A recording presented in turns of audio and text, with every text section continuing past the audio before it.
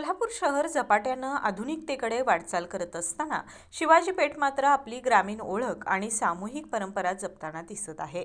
शहरातील गावपणाचा गंध कायम ठेवणारी माई ही परंपरा तब्बल 19 वर्ष अखंडपणे सुरू असून आजही तिच्याबद्दलचा उत्साह तुसुभरही कमी झालेला पाहायला मिळत नाही.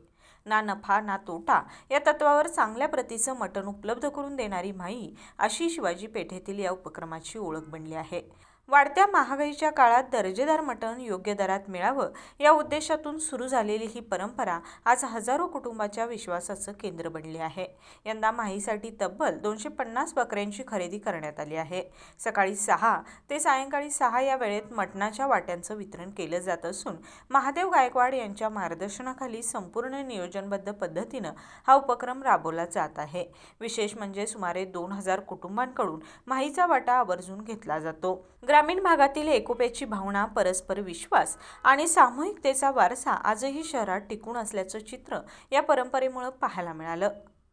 बदलत्या काळात अनेक परंपरा हरवत चालल्या असताना शिवाजी पेठेची माई मात्र आधुनिक शहरात ग्रामीण संस्कृतीचा ठसा उमटवत आहे.